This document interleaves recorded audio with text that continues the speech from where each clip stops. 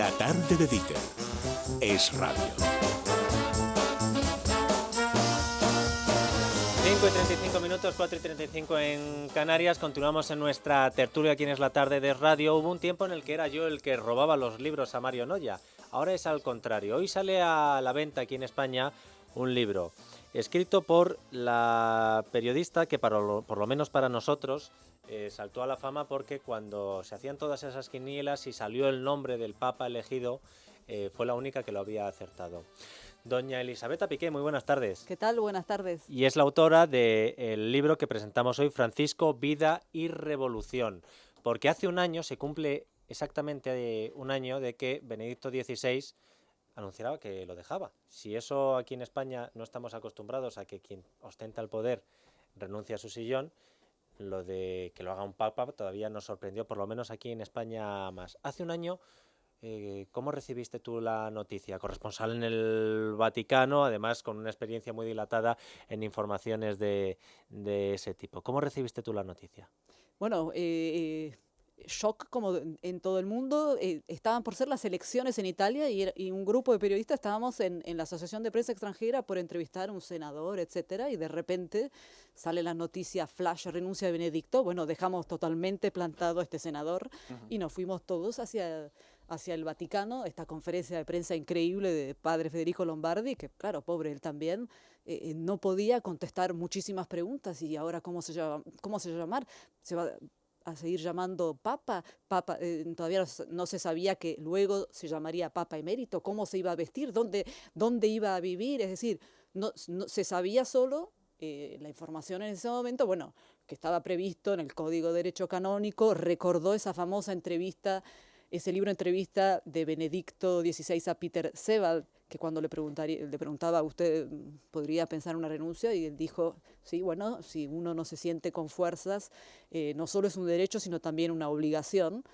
Y bueno, y empezó una etapa increíble de frenesí. Bueno, precónclave, fue la primera vez que en años que había un cónclave con un papa vivo y lúcido.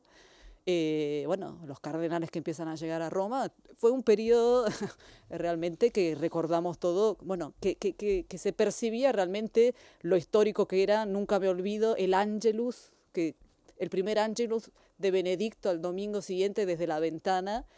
Ya había renunciado, pero la sede vacante empezaría el 28, ¿no?, de febrero, y era impresionante ver también, bueno, el clima de luto, el clima de desorientación total que se percibía en la plaza. Mi hija de 5 años en ese momento, que me acuerdo que cuando Benedicto saluda y dice, se murió el Papa, captando la esencia del momento, increíblemente este clima de luto. Pero también me acuerdo muy bien Benedicto, que en ese Angelus, que parecía relajado, que se había sacado un peso de encima, ¿no?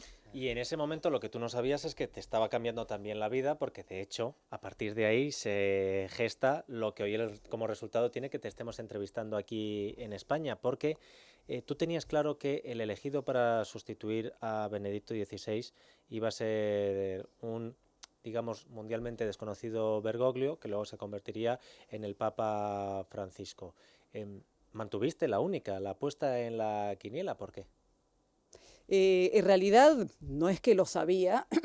Se fueron dando varias, en ese momento, es decir, hace un año, nunca, jamás me hubiera imaginado que Bergoglio iba a ser papa. Nunca, jamás me hubiera imaginado que ahora estaría aquí hablando con Dieter y habiendo escrito una biografía de un papa, jamás.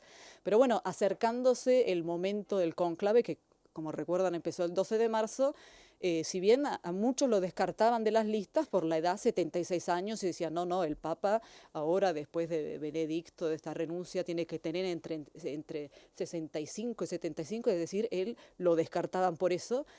Pero por otro lado, también lo que se sabía es que había un clima entre los cardenales muy anti-italiano por todo ese Batilix, ¿no?, que habíamos tenido en los últimos meses de pontificado de Benedicto XVI, un clima muy estilo Don Brown, Código da Vinci, que tenía todos protagonistas italianos. Entonces estaba este sentimiento anti-italiano. Por otro lado, se sabía en el 2005 Bergoglio había sido el segundo más votado, es decir, una figura conocida entre los cardenales que habían estado en el cónclave del 2005. Y en ese punto te hago la última pregunta y le cedo los trastos aquí a estos voraces, no voy a decir cuervos, ni lobos, sino voraces contertulios. Porque en ese punto se ha contado, y tú has contado, que el Papa Francisco a lo mejor llevaría más años como Papa, o por lo menos que se intentó boicotear su nombramiento como Papa con algo que luego hemos visto después, que nada más ser nombrado Papa, se ha sacado. Su supuesta relación con la dictadura argentina, con... complicidad, sí, lo acusaban de sí, complicidad. complicidad. Sí. En aquel momento ya se empezaba a mover para desestabilizar la posible candidatura de Bergoglio. Más bien eso sucedió en el 2005. Por eso digo, que a lo sí. mejor llevaría más tiempo de Papa si no se hubiera movido eso. No creo. No Pero creo. se movió. No entendí ahora. El hecho de sacar esos papeles, de decir, no, el Papa tiene relación, bueno, el Papa todavía no era Papa, en Bergoglio tiene relación con la dictadura argentina, era algo que se llevaba haciendo en 2005, ¿no? Sí, pero en ese momento también todos los que conocen la historia saben que son acusaciones totalmente infundadas y falsas en ese momento. Y sin embargo, cuando es elegido Papa, vuelven a sacarlo otra vez.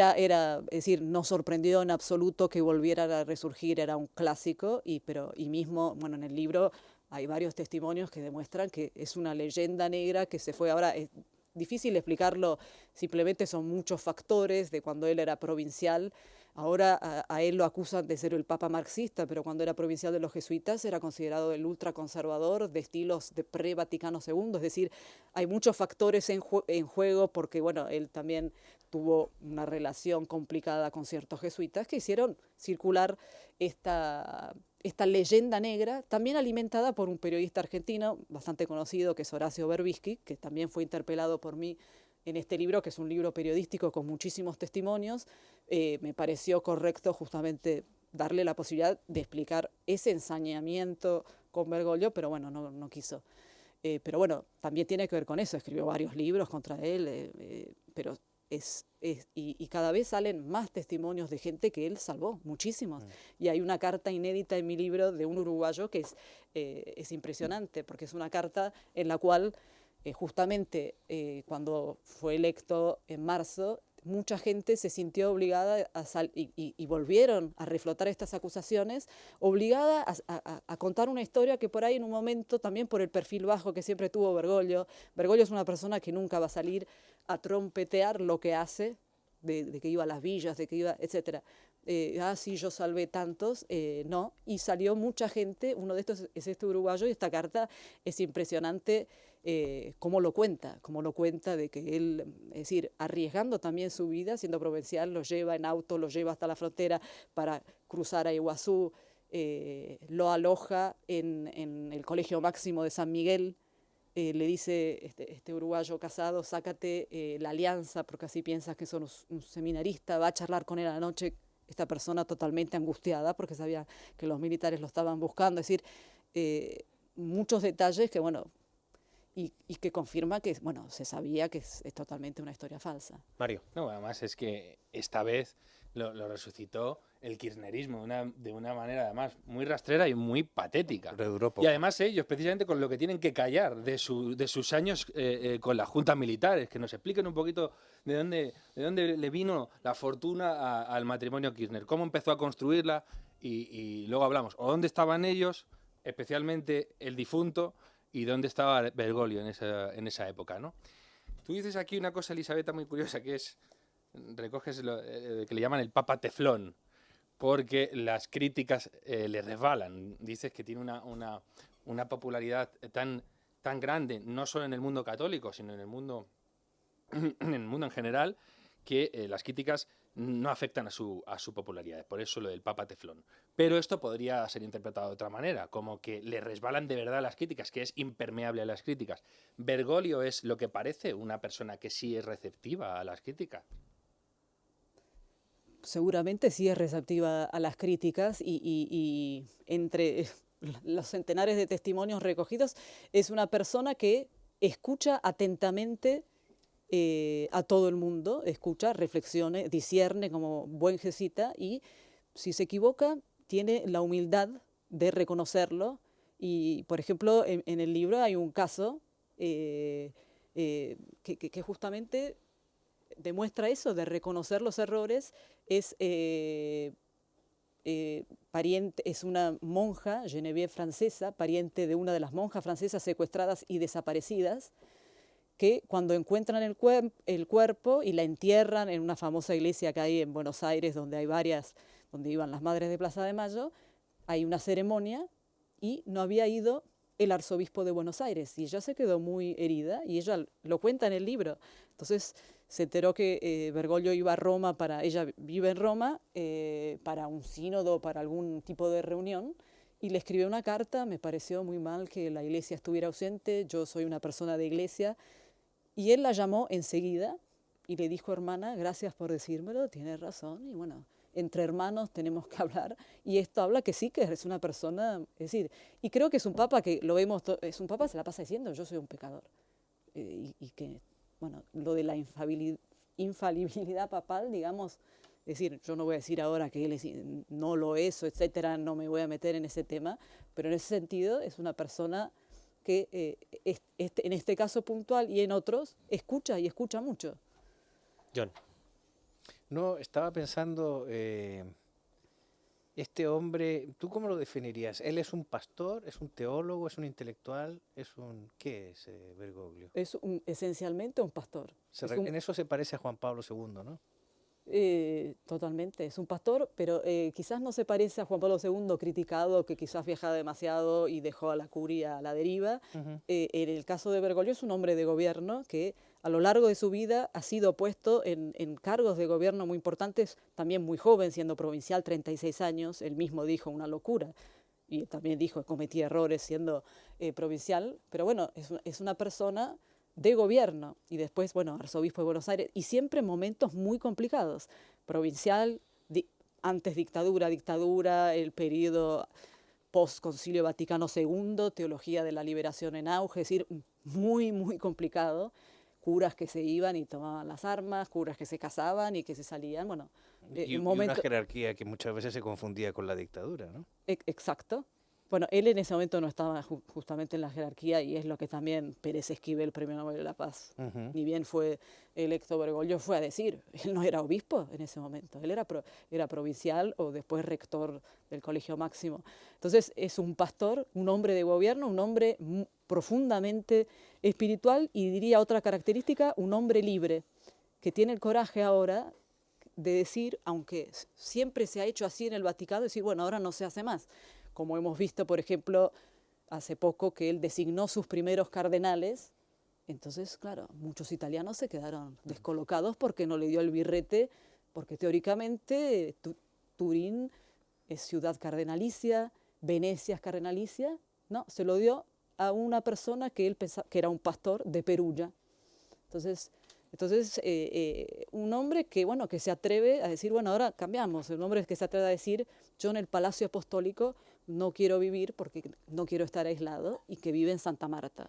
Un hombre que dice: yo la limusina no, prefiero el Ford Focus azul metalizado, y cuando fue a Brasil prefiero el Fiat Idea, y que ni siquiera tenía el levantavidrios automático.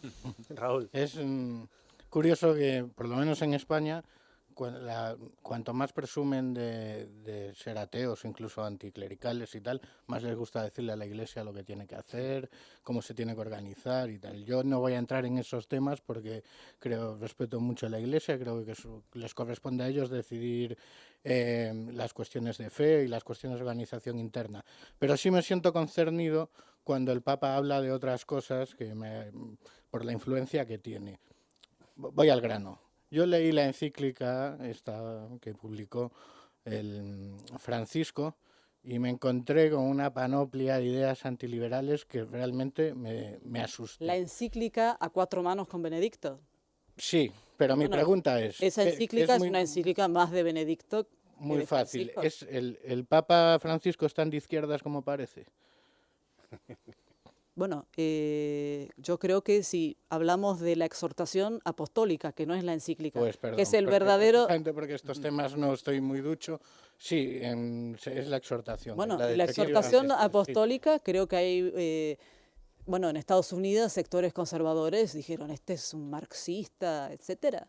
Hay ideas seguramente que reflejan lo que siempre dijo la doctrina social de la Iglesia de ayudar a los pobres, pero es cierto que los dice en una manera muy simple, muy al pan pan y al vino vino, que quizás molestan a ciertos sectores, porque lo dice quizás, y lo ha dicho varias veces, es decir, él denuncia una economía sin rostro humano, está denunciando la falta de empleo, la cultura del descarte que desecha a los viejos, pero también a los jóvenes desempleados, y denuncia como nadie, y creo que por eso se ha vuelto también un líder mundial que conquista casi más a los no creyentes, cuando dice, este mundo se preocupa porque la bolsa cae 2 puntos, pero si está el sin techo o un niño que se muere de hambre, indiferencia... Sí, eso iba a añadir. En España fue precisamente muy celebrada por los medios que se caracterizan más por ser Lo que no le anticlericales. dieron tanto eco fue a la siguiente entrevista del Papa Francisco, en la que se quitó toda esa capa que le estaban poniendo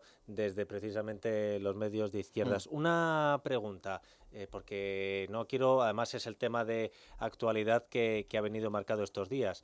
La ONU criticando la gestión del Vaticano en el tema de la investigación de los casos de pederastia, cuando desde el Vaticano lo que lo he oído yo decir es que se han quejado mucho del titular que se ha dado a todos esos informes, porque decía, pero si les explicamos las cosas que estábamos haciendo en la última reunión, ¿crees que no se le está dando tiempo al Papa Francisco? ¿Crees que ese recurso de atacar por no hacer desde el Vaticano más en la lucha contra la pederastia o la pedofilia es que no le están dando tiempo? Lo digo porque el anterior Papa, Benedicto XVI, se va mandando un mensaje diciendo, ojo, que aquí hay cosas que hay que arreglar, que lo tiene que arreglar el siguiente Papa. No, creo que en este aspecto del escándalo de pedofilia, el que ha hecho mucho y ha empezado es Benedicto XVI.